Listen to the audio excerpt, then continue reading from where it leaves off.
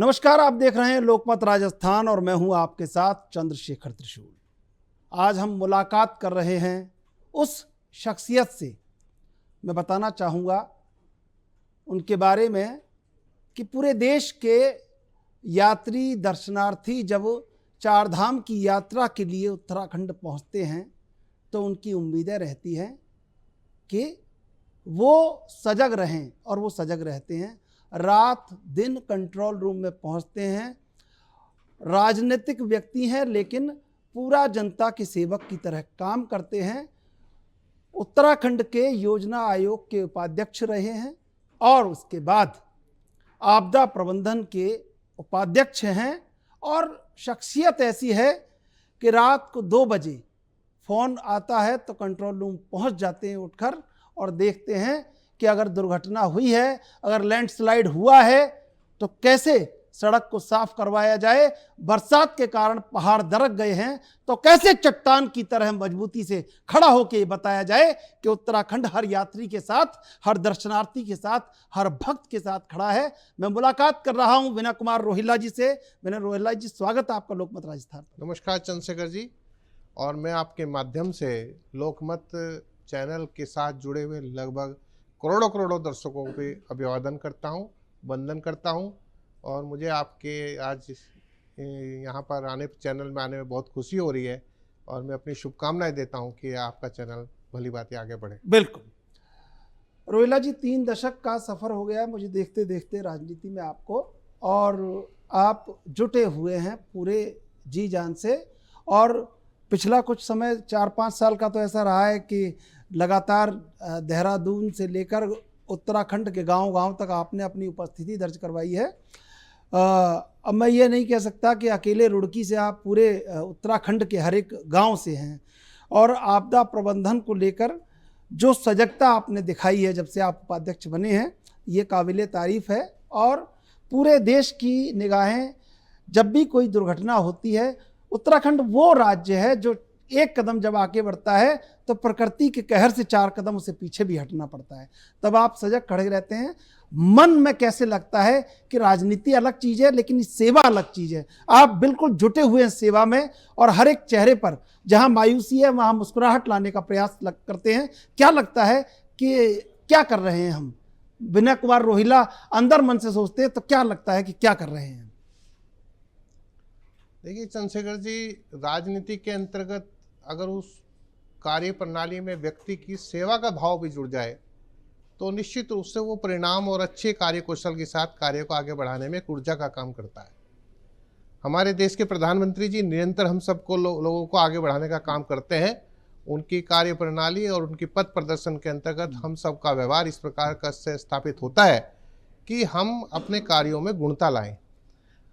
इसी कारण से देश के प्रधानमंत्री जी और बाद में हमारे मुख्यमंत्री जी, जो समझो कि आपदा के आइकॉन है, उनकी अपनी व्यवहारिकता में ऐसा रहता है कि जिस प्रकार से कोई घटना हो तो उस घटना में तत्काल राहत कार्यक्रम किससे से जुड़े, किस प्रकार से जनता के जन जीवन को बहाल करने के लिए हम अगरतू रूप से सरकार को वहाँ खड़ा करें, व्यवस्थाओं को खड़ा करें। ऐसा जब नियोजन और प्रयोजन हम करते हैं तो व्यवहारिक रूप से इस प्रकार का कार्य खड़ा हो जाता है कि एक टीम वर्क के रूप में आपदा प्रबंधन की जो टीम उत्तराखंड सरकार के प्रबंधन में बनी है, जिसमें शासन और प्रशासन के अधिकारी जुड़े हैं, वो बड़ी कार्यकुशलता से कार्यों को आगे बढ़ाते हैं, और हम सब लोग मिलकर एक अच्छे कार्य के और अच्छे परिणाम की तरफ आगे बढ़ चलते हैं। हमें करोड़ों दर्शक देखते हैं, आप उत्तराखंड के उस मोर्चे को संभाल रहे हैं जहां पर पूरे देश की निगाहें लगी रहती हैं। जब भी कोई दुर्घटना होती है तो सीधी निगाह जाती है कि आपने क्या ऐसा काम किया जो मील का पत्थर बन के उभरा है। प्रकृति उस मील के पत्थर को उखाड़ती है और आप फिर से जमा देते हैं। ये आपकी सजगता है, ये आपकी चेतना है, ये आपका चैतन्य है। आपदा नियंत्रण सिस्टम के बारे में जानना चाहेंगे कि ये क्या है और ये कैसे काम करता है, और पिछले विगत वर्षों में जब से आपका कार्यकाल रहा है कहाँ कहाँ ऐसी उपलब्धियां रही हैं जहां पर लोग ये समझे कि हाँ ये काम। देखिए, उत्तराखंड जो है एक आपदाग्रस्त प्रभावित राज्य है, और उत्तराखंड के अंतर्गत स्वाभाविक रूप से पर्वतीय क्षेत्रों में भी इस प्रकार की आपदाएं आती है जिनका मूल्यांकन पूर्ण रूप से करना संभव नहीं है। तो जब कोई आपदा आती है, भूस्खलन होता है, कोई पहाड़ दरकता है, कोई अप्राकृतिक रूप से कोई घटना इस प्रकार की होती है जिसकी कोई संभावना उससे 10 दिन पहले या 5 दिन पहले व्यक्त नहीं की जा सकती, तो उसमें सरकार की गुड गवर्नेंस, अपनी कार्यकुशलता और माननीय मुख्यमंत्री जी का पथ प्रदर्शन और हम सबकी टीम होमवर्क करना उस कार्य के निस्तारण में सहयोग करती है। जैसे अभी थराली में घटना हुई, बहुत ऊपर से मलबा आया, बादल फट गया पूरा। निश्चित रूप से वहाँ का जनजीवन अस्त व्यस्त हो गया था। प्रधानमंत्री जी ने भी चिंता व्यक्त की, गृह मंत्री जी ने इसमें चिंता व्यक्त की। तुरंत माननीय प्रधानमंत्री जी का, माननीय मुख्यमंत्री जी को फोन आया, गृह मंत्री जी का आया, और जब वहाँ प्रोसेस शुरू किया गया तो वहाँ कोई मशीन भेजने के लिए कोई साधन नहीं था, सभी सड़कें टूट गई थी, वहाँ कोई टेलीफोन कनेक्टिविटी खत्म हो चुकी थी, वहाँ गैस कनेक्टिविटी जो इस प्रकार से खाना बनाने के लिए संसाधन पूरा नष्ट हो चुका था। उसी समय कार्यक्रम योजना बढ़ाई गई और वहाँ पर चिनूक और MIG हेलीकॉप्टर के माध्यम से बड़ी बड़ी हैवी मशीनें भेजी गई, सड़कों को व्यवस्थित करने का कार्य किया गया, मोबाइल कनेक्टिविटी बढ़ाने के लिए तुरंत लाइनें ठीक की गई। और आपने देखा कि 2 दिन के अंदर, केवल जो काम महीनों नहीं होते, 2 दिन के अंदर पूरी पावर लाइन खड़ी कर दी गई और पूरा जनजीवन बहाल करने के लिए वहाँ पर भोजन आदि व्यवस्था सब समुचित रूप से स्वास्थ्य की सेवाओं को बढ़ावा दिया गया और जनजीवन बहाल कर दिया गया। आज स्थिति ऐसी है कि लोग बागों का जनजीवन के सामान्य रूप में अपना कार्य कर रहे हैं। इसी प्रकार थराली में हुआ, धराली के अंदर हुआ, और बागेश्वर में हुआ, चमोली में हुआ, पिछले साल जो है टिहरी में हुआ, घनसाली में हुआ, और अनेकों पर्वतीय क्षेत्रों के अंतर्गत केदारनाथ जी के अंदर तो सामान्यतः घटना है कि वहाँ पे बादल फटते ही हैं, सड़क एकदम ध्वस्त हो जाती है, यात्रा मार्ग जो समुचित रूप से सही प्रकार से चल रहा है वो ध्वस्त हो जाता है, टूट जाता है बादल फटने के कारण। ये कि अन्य कारणों के कारण भी, और पानी जब आता है तो रास्ते को काट देता है। तो इन परिस्थितियों में वहाँ पे यात्रा समुचित रूप से चले और वहाँ की व्यवस्थाएं व्यवस्थित रूप से हों, तो लगभग मैं समझता हूँ 25 से 30 हजार कैमरे पूरे 4 धाम यात्रा के अंतर्गत सरकार द्वारा व्यवस्थित किए गए हैं। कहाँ यात्रा को रोकना है, कहाँ ट्रैफिक को बढ़ाना घटाना, और किस प्रकार से जो यात्रा पथ पर चल रहे हैं, अपने दर्शालु भगवान के श्री चरणों में अपनी प्रार्थना लेकर जा रहे हैं, उनको परेशानी ना हो, कहाँ पे हमें शिविर बनाने हैं, कहाँ रोक कर उनके किसी को तकलीफ हो गई उसका इलाज कराना है। इस प्रकार से माननीय मुख्यमंत्री जी के पथ प्रदर्शन निर्देशन में बहुत अच्छी व्यवस्थाएं समुचित यात्रा को चलाने के लिए और उनको आगे बढ़ाने के लिए की गई है। मुझे आपकी बात से एक बात याद आ गई। मैं बड़ी इस बात की प्रशंसा करना चाहूँगा कि जब 4 धाम यात्रा निकली तो वहाँ मुख्य सचिव ने एक चिट्ठी लिखी सभी मुख्यमंत्रियों को और VIPs को कि कम से कम आप जब तक ये यात्रा निकल रही है यहाँ पे व्यवस्था बनाए रखें और कम से कम आए, ताकि लोग जो दर्शन करने वाले हैं, और इसकी पूरे देश में प्रशंसा हुई। चुनौतियों, प्रकृति की जो चुनौतियां हैं उससे लड़ रहे हैं, प्रकृति के खतरों से लड़ रहे हैं, और पर्यटन का भी विकास हो रहा है। विगत कुछ वर्षों में पर्यटन तेजी से बढ़ा है। उत्तराखंड देश के नक्शे पे, दुनिया के नक्शे पे तेजी से उभरा है, और 4 धाम की यात्रा का प्रबंधन पूरे देश नहीं पूरे विश्व से आने वाले जो भक्त हैं, जो दर्शनार्थी हैं, उनके लिए प्रशंसनीय रहा है। पर्यटन विकास के नए पायदान पर उत्तराखंड खड़ा है। कैसे देखते हैं कि पर्यटन का विकास कितना आवश्यक है और उसमें क्या महत्वपूर्ण भूमिका उत्तराखंड को निभानी है? देखिए, 4 धाम यात्रा के अंतर्गत आपको पता है उत्तराखंड देवों की भूमि है, देवभूमि है, और वहाँ पे कण कण में भगवान वास करते हैं। आपने देखा है कि जब कोई व्यक्ति जाता है तो उसकी कल्पना में यह रहता है कि वो भगवान के श्री चरणों में अपनी प्रार्थना जाकर पहुँचाए।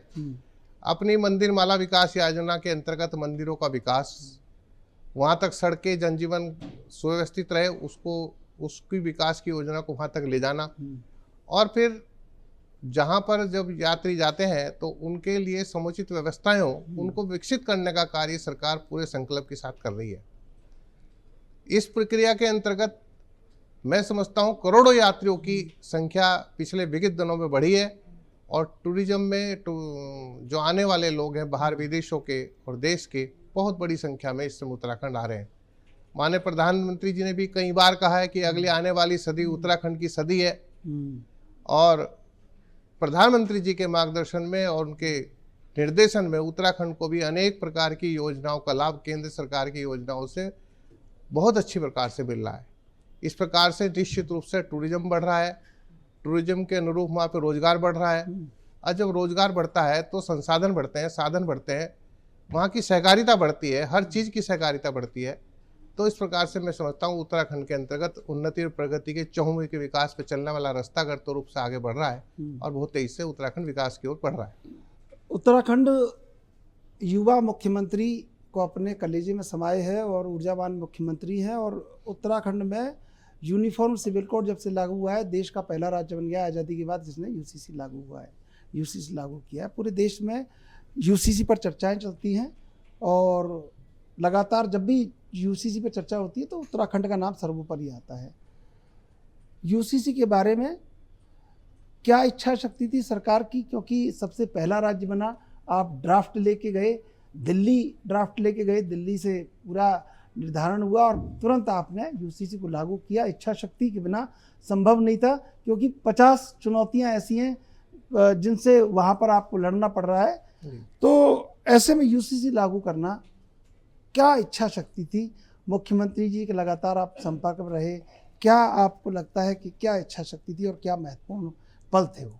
देखिए चंद्रशेखर जी, जब उत्तराखंड में चुनाव होने जा रहे थे तो मुख्यमंत्री जी की परिकल्पना थी कि यूसीसी उत्तराखंड में लागू किया जाए और उसको अपने घोषणा पत्र में पार्टी ने सम्मिलित किया। उसी घोषणा पत्र में रखा जाए तो भारतीय जनता पार्टी के केंद्रीय नेतृत्व द्वारा उसमें अपनी स्वीकृति दी गई। उसके बाद जब सरकार बनी तो पहला काम मुख्यमंत्री जी ने यूसीसी को एक्ट में बदलने के लिए प्रयास शुरू किया और उसके ऊपर अनेकों कमेटियां और उनका निर्णय, उसको एक्ट में बदलने के लिए बहुत कठिन प्रयास करना पड़ा। लगातार 1 साल तक बहुत प्रयास करने के बाद सरकार के वो एक फॉर्म का आया, अधिनियम की फॉर्म में आया और आज यूसीसी उत्तराखंड में लागू हो गया।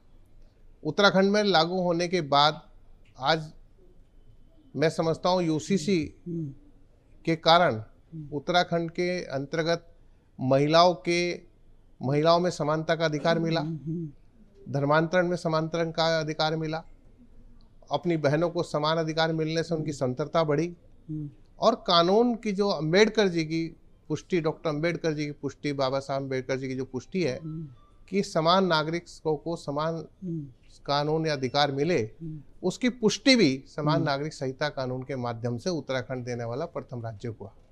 तो मैं समझता हूँ उत्तराखंड में समान नागरिक संहिता कानून के आने से देश के अंतर्गत एक अच्छा संदेश गया है और लोगों ने समान कानून की व्यवस्था को अपने नागरिकों के बीच में किस प्रकार से व्यवहारिक रूप से उसका आचरण कर सकते हैं, प्रथम रूप से उत्तराखंड के अंतर्गत देखा है। विपक्ष भी आपके खिलाफ पूरी वेग से खड़ा रहा यूसीसी में और पूरे देश में कांग्रेस भी खड़ी रहती है। उत्तराखंड हमेशा जब भी कहीं कांग्रेस चर्चा करती है तो सबसे पहले उत्तराखंड का नाम आता है। मैं अगला सवाल करूंगा लेकिन उससे पहले लेंगे एक छोटा सा ब्रेक के बाद फिर हाजिर होंगे।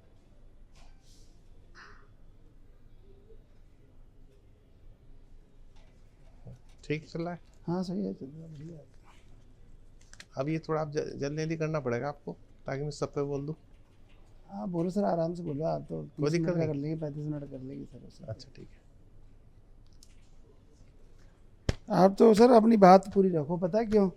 क्योंकि बहुत महत्वपूर्ण है उत्तराखंड, लैंडमार्क है पूरी। भाषा लैंग्वेज ठीक है अपनी? हाँ सर बहुत जोरदार। अरे सर आपको लंबा टाइम हो गया। हाँ हम तो दिल्ली भी रहे ना, बीजेपी सेंट्रल ऑफिस पे। हाँ सेंट्रल ऑफिस में रहे आप? हाँ, अब ये जो रजत शर्मा हमारे दूर बैठ लेते थे उसमें। अच्छा अच्छा। ये क्या नाम, बहुत सारे के सारे अब तो उम्र हो गई ना, जो कि 20-30 साल बाद सब आगे निकल गए। नहीं तो उस टाइम सब ये अरुण जेटली की टीम थी ना सारी। हाँ अरुण जेटली। फिर आप वापस दिल्ली से उत्तराखंड? 10 साल पहले ही गया मैं, 10-15 साल पहले ही उत्तराखंड। तो कोई ज़्यादा दूरी नहीं है रुड़की और वहाँ दिल्ली में। फिर नहीं इसलिए गए, एक बार हमको स्टेट में जाना था। हाँ तो स्टेट में जाने के कारण हम पे आरोप था कि यही है उत्तर प्रदेश, दिल्ली केंद्रीय कार्यालय पे है, तो फिर मैं स्टेट में चला गया। अब वापसी यहीं आने वाला हूँ। तो अब तो इस बार चुनाव में आपका फाइनल ही है सर? हाँ चुनाव लड़ेंगे। तो कहाँ रुड़की? वहाँ जसपुर अम्बेटा पीर से आपका है ना प्रॉपर? हाँ। चले डन। अब आप इससे पूछो विकास उसके पर।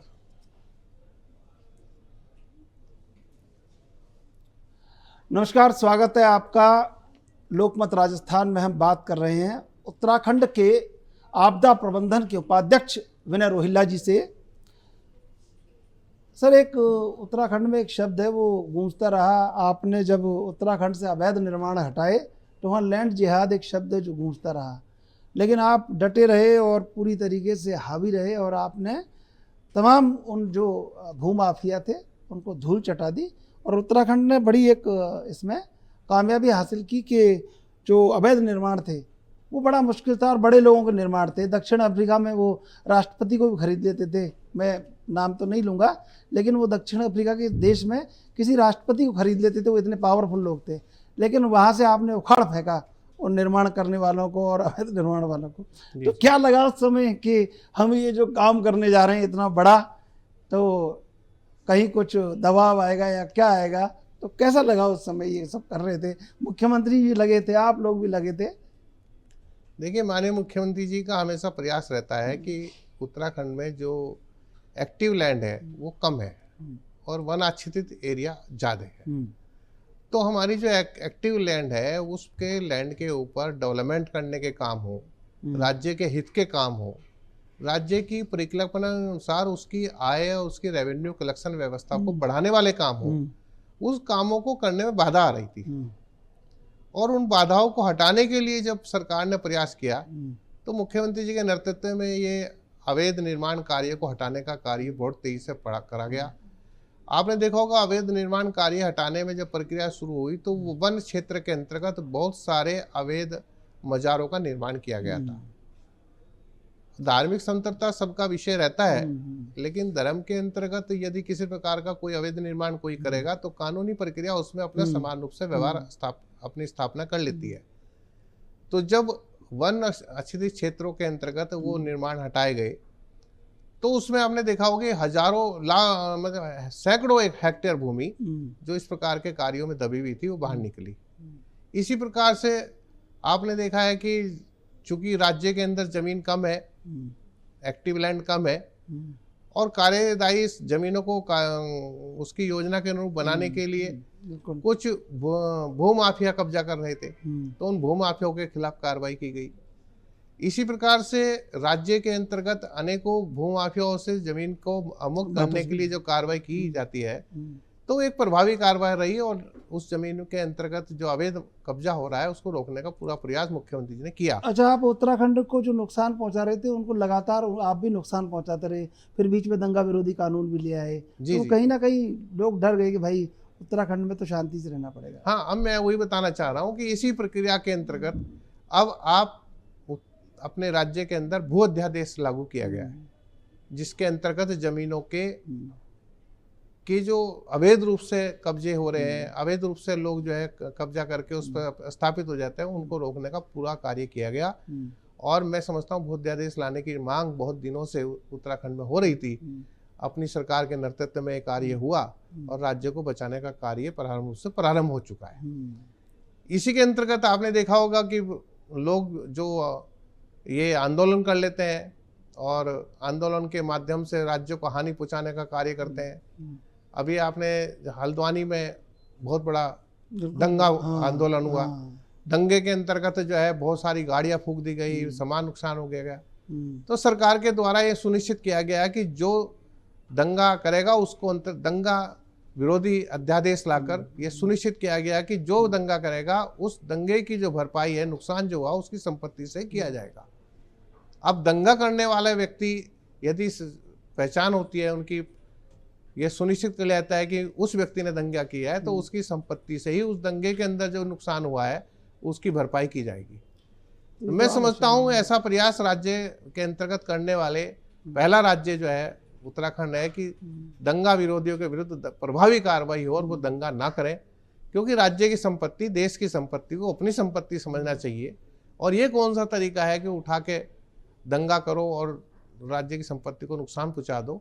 और इस दिशा में आप मुख्यमंत्री जी के नेतृत्व में बीजेपी की सरकार ने जो अच्छा कार्य किया है उसके कारण अब उत्तराखंड के अंतर्गत दंगे नहीं हुआ है। आपको लगा कि जहाँ पे ये गलत हो रहा है तो वहाँ पे आपने कानून लाया, बड़ा कदम उठा दिया। हाँ, धर्मांतरण बिल भी लिया है फिर इसके बाद, और इसी के कारण जो है धर्मांतरण बिल आया। धर्मांतरण तो विपक्ष ये कहता है कि बीजेपी ने चौतरफा हमला किया है। नहीं, वो प्रक्रिया क्या है कि मैंने बताया कि राज्य को विकासोन्मुखी बनाने के लिए जो बाधाएं आ रही थी, जो कांग्रेस कभी हटाने का नाम नहीं ले रही थी। आप यूसीसी एक्ट को लाने के लिए सुप्रीम कोर्ट तक के भी केंद्र सरकार को निर्देश दिया, लेकिन माना नहीं इन्होंने। तो जब मान नहीं रहे तो देश का विकास, राज्य का विकास करने वाले जो भारतीय जनता पार्टी के कार्यकर्ता जब बैठते हैं जिम्मेदारियों में, तो वो अपना कर्तव्य समझते हैं और देश सेवा ही उनका प्रथम कर्तव्य रहता है। और विकास की सीमा समाज के उस अंतिम व्यक्ति तक पहुंचे जहां पर हम आज तक नहीं पहुंचे, यही दीनदयाल जी का अपना अंत्योदय योजना के माध्यम से सरकार की सेवा करने का संकल्प रहता है। तो मैं समझता हूं कि कांग्रेस तो उस मंतव्य को समझ ही नहीं पाती कि भाई हमको सेवा करनी है राजनीति के माध्यम से। उनका मंतव्य दूसरा होता है, उनकी चर्चा भी दूसरी होती है। तो एंटी इनकम्बेंसी खड़ी नहीं हो पा रही है। चुनाव है 27 में, तो वो ढूंढ रहे हैं कि कहाँ से घेरें बीजेपी को, पुष्कर सिंह धामी को कहाँ से चक्रव्यूह में गिरफ्त में लाएं। लेकिन आप लोग बिल्कुल स्ट्रेट फॉरवर्ड। देखिए, मैं आपको बताना चाह रहा हूँ कि जो अग्रतर विकास है, प्रोग्रेसिव डेवलपमेंट स्टेट का, वो उसमें उत्तराखंड पूरे भारत के अंदर प्रथम स्थान प्राप्त किया है। आज उत्तराखंड के अंदर रोजगार लगभग 23 से 24 हजार व्यक्तियों को मुख्यमंत्री द्वारा स्वयं रोज नौकरी का प्रपत्र दिया है, प्रत्यक्ष रोजगार दिया है। तो इसी कारण से उत्तराखंड के अंदर जो राष्ट्रीय दर बेरोजगार की दर है उससे 4% नीचे आई है। एक आपको होम स्टे वाला भी बहुत पूरे देश में सराहनीय रहा, और इसी कारण से रोजगार बढ़ा। इसी कारण से रोजगार के बढ़ने के कारण जब लोगों को रोजगार मिलता है तो पर्यटन पे जाते हैं, बाहर के लोग भी पर्यटन पे आते हैं। तो पर्यटन में जाने में जो दिक्कत आती है उसे घटाने के लिए वहां पे होम स्टे योजना के माध्यम से लोगों को रुकने के लिए, और होम स्टे के माध्यम से भी जो होम स्टे करा रहा है अपने घर में उसको भी रोजगार मिला। तो सरकार ने राज्य की समग्र विकास की योजना बनाकर मुख्यमंत्री जी के नेतृत्व में राज्य को आगे बढ़ाने का प्रयास किया, और इसी कारण से राज्य की विकास दर 7% से अधिक है। 27 में चुनाव है और महिलाओं की प्रगति को लेकर उत्तराखंड के मुख्यमंत्री खासे चिंतित हैं, और वो चाहते हैं कि आधी आबादी का हक सबसे पहले अगर कहीं मिले तो उत्तराखंड में मिले। क्या लग रहा है कि चुनाव से लेकर जब तक चुनाव आएगा तब तक, और महिलाओं की प्रगति के बारे में क्या कहना चाहते हैं? नहीं, मुख्यमंत्री जी के द्वारा महिला आरक्षण अध्यादेश लाकर 30% का आरक्षण देने वाला राज्य भी प्रथम राज्य अपना उत्तराखंड है। और इसी प्रकार से महिला स्वयंसेवी ग्रुप के को 5 लाख तक का लोन बिना सिक्योरिटी पर देने का कार्य भी राज्य सरकार कर रही है, और स्वयंसेवी संस्थाओं को आगे बढ़ा रही है। मैं समझता हूँ उत्तराखंड के अंदर जो अपनी मातृशक्ति है उसका प्रभुत्व है, उत्तराखंड को बढ़ाने में बड़ा महत्व रहता है। और इसी कारण से महिलाओं के प्रति अनेकों योजना चलाकर उनके जनजीवन को व्यवस्थित करते हुए मुख्य धारा में लाने का कार्य राज्य सरकार द्वारा प्रबुद्ध रूप से मुख्यमंत्री जी के नेतृत्व में हो रहा है। और महिलाएं वहां पे उद्यमी हैं, शिक्षित हैं, अपने शैक्षिक संस्थान चला रही हैं, विकास के कार्यों में हर प्रकार से योगदान देने के लिए अपना प्रयास कर रही हैं, और सरकार ने महिलाओं के विकास के लिए अनेकों रास्तों को आगे बढ़ाया है। तो क्या लगता है कि जो 27 में चुनाव आएगा तो आप टिकटों में भी इस आरक्षण को और इस जो नीति या जो आपने नैतिकता अपनाई है इसको कहीं ना कहीं? नहीं, इसमें 30% का आरक्षण जो है अभी जिला पंचायत इलेक्शन हुए उसके अंतर्गत हुआ, नगर निगम इलेक्शन हुए उसमें दिया गया। और भारतीय जनता पार्टी तो अपने संगठन के अंदर भी महिलाओं को आगे बढ़ाने का, उनको प्रमुख पदों पर रखने का कार्य पहले से उत्तराखंड में कर रही है। तो निश्चित रूप से मातृशक्ति को आगे बढ़ाना और मातृशक्ति के माध्यम से राज्य के विकास को आगे बढ़ाना हम सब लोगों की कार्यप्रणाली में रहता है, और ये निरंतर काम चल रहा है। प्रोग्रेसिव डेवलपमेंट में आपको प्रथम पुरस्कार मिला है उत्तराखंड को, उत्तराखंड पहला राज्य बना है, क्या कहना चाहते हैं? इस संबंध में मैं कहना चाहूंगा कि जिस प्रकार से 27 ऐसे कार्य होते हैं, जैसे पशुपालन है, आप स्वच्छता अभियान है, इसी प्रकार से कृषि दर के विकास कार्य है, अनेकों ऐसे कार्य हैं जिनके माध्यम से राज्य ने बहुत अच्छा कार्य किया, और राज्य की अंतर्गत जितने प्रकार के रेवेन्यू कलेक्शन के कार्य थे उनको आगे बढ़ाया। जो राजस्व देने वाले और राजस्व जहां जाकर लगता है, जो इसमें भ्रष्टाचार एक बहुत बड़ी बीमारी होती है, उस भ्रष्टाचार को घटाना। जो योजनाओं में ज्यादा समय लगता था उन योजनाओं को, जो समय ज्यादा लगता था उस समय को कम करा। और इसी प्रकार से जिन अधिकारियों को उत्तरदायित्व निहित किया गया था, उन अधिकारियों ने जिन्होंने अपनी योजनाओं के अनुरूप कार्य नहीं किया उनके विरुद्ध कार्रवाई करना। सिस्टम के अंदर जो भ्रष्टाचार फैला हुआ था उसको मुख्यमंत्री जी द्वारा समाप्त करने का कार्य बीजेपी की सरकार ने किया। और इस प्रकार से मैं समझता हूँ एक स्वच्छ वातावरण उत्तराखंड के अंदर बना। इन्वेस्टर समिट के अंदर लगभग 3,75,000 करोड़ रुपए के का जो अनुबंध हुए थे उसमें से 80 लाख करोड़ रुपए का 80 लाख करोड़ का कार्य जो है ग्राउंड लेवल पे चालू हो गया है। और विकास का उन्मुख प्रयास का पहिया अब आगे बढ़ चुका है, रोजगार आगे बढ़ चुका है, पर्यटन आगे बढ़ चुका है। और इस प्रकार से जो आने वाली समस्या है वो खत्म हो चुकी है। स्वनिधि खाता के अंदर प्रोग्रेसिव होने वाली है, रेवेन्यू कलेक्शन बढ़ा हुआ है, राजस्व घाटा घटा है, तो वित्तीय प्रबंधन बहुत अच्छा हुआ है। मैं समझता हूँ उत्तराखंड के अंतर्गत चहुमुखी विकास आगे बढ़ने के कारण प्रोग्रेसिव एजेंडा जो चालू हुआ है उसके कारण जो है प्रोग्रेसिव स्टेट के अंतर्गत प्रथम स्थान प्राप्त हुआ है। और ये अपने आप में बहुत बड़ी उपलब्धि है। उत्तराखंड आपदा प्रबंधन के उपाध्यक्ष विनय रोहिल्ला से करेंगे अगला सवाल, उससे पहले लेंगे एक छोटा सा ब्रेक के बाद फिर हाजिर होंगे।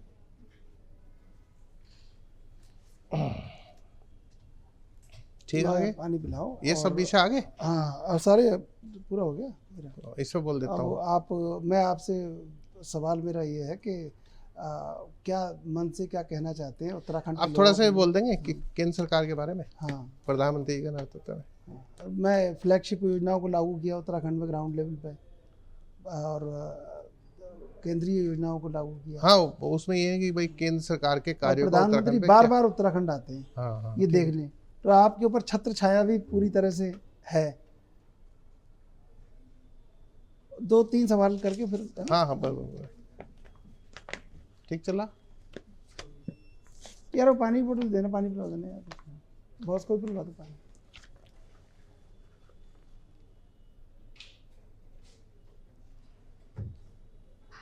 ऐसा हुआ दिल्ली चुनाव में गए तो वहाँ माइक पे बोलते थे आपदा के श्री विनय रोहिल्ला, और अमित शाह जी ने आम आदमी का नाम भी आपदा रख दिया था। आ जाओ ना।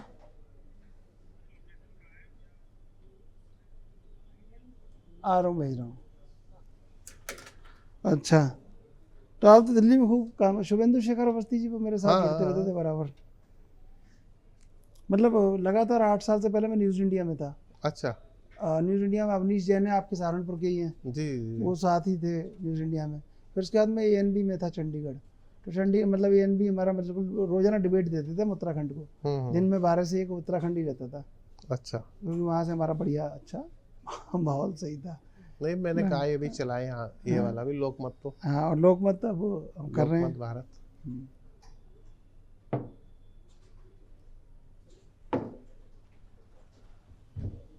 पानी।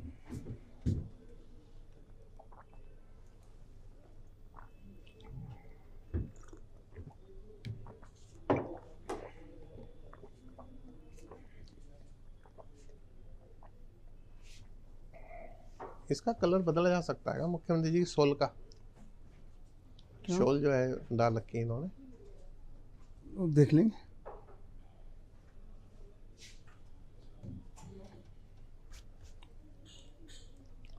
तो 2-3 सवाल करेंगे फिर, है ना। केंद्रीय योजनाओं पे क्या कहना चाहते हैं, उसके बाद उत्तराखंड की जनता के लिए क्या संदेश है, देश के लिए क्या संदेश है। लगभग 3 दशक से राजनीति में है, तो क्या सोचते हैं कि कैसे क्या कर्तव्य बोध कैसा होना चाहिए। हाँ, ठीक है, इसके बाद बंद है। हाँ,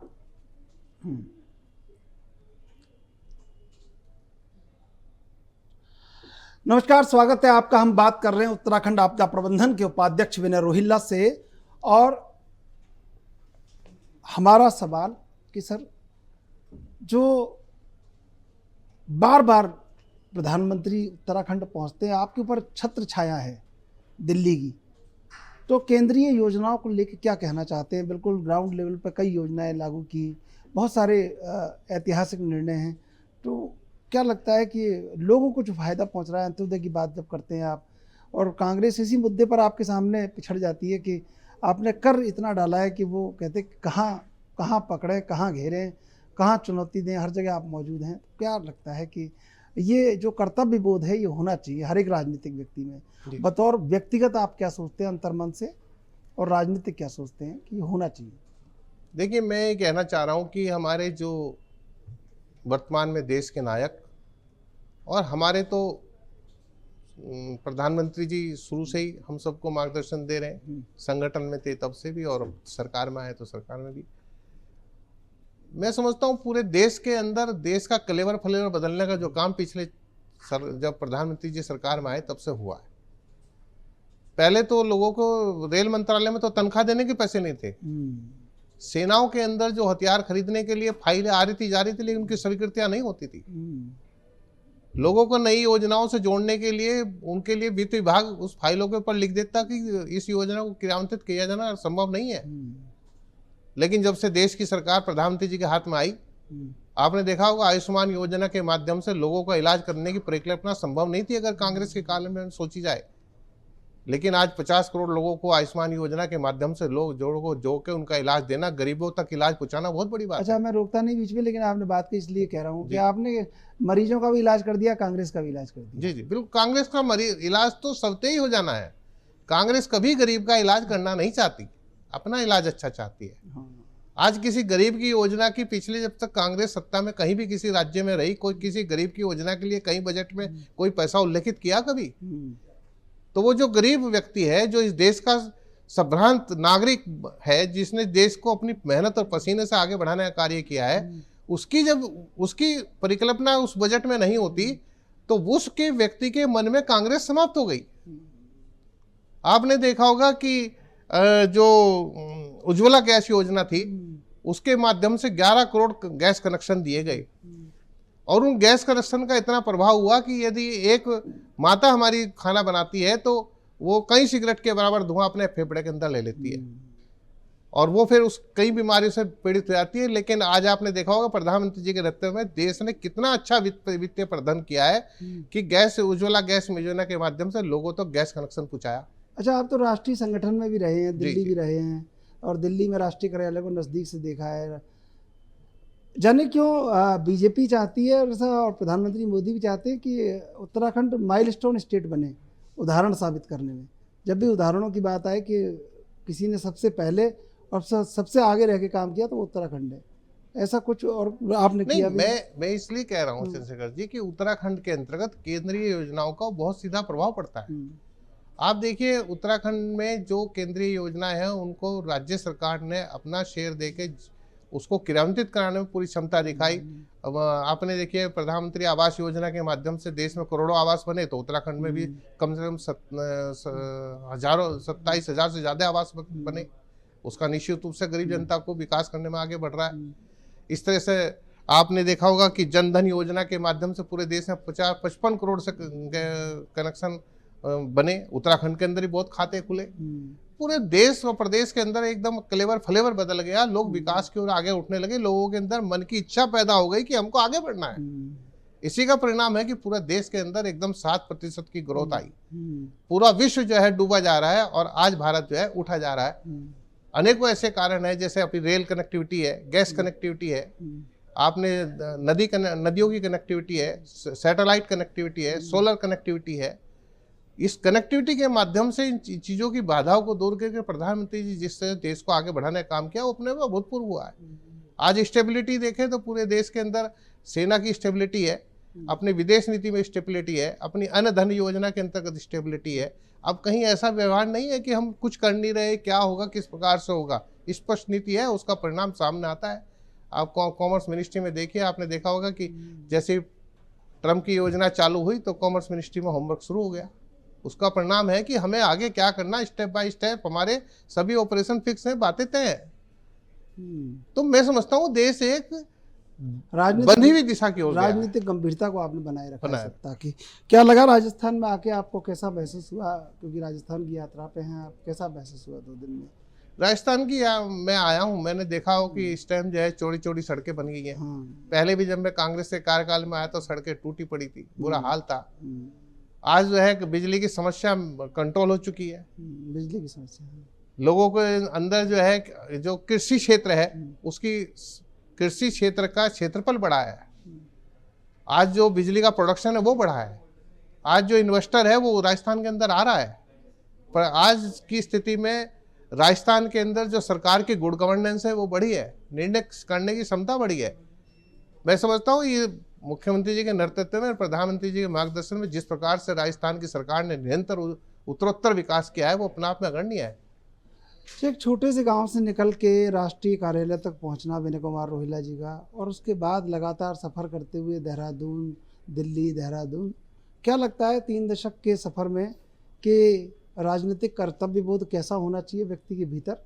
लोगों से क्या कहना चाहते हैं, पूरे देश के लोगों से बतौर एक राजनीतिक व्यक्तित्व, और उत्तराखंड के लोगों से क्या कहना चाहते हैं, क्या संदेश देना चाहते हैं कि राजनीतिक कर्तव्य बोध क्यों होना चाहिए और क्यों आवश्यक और सब में होना चाहिए?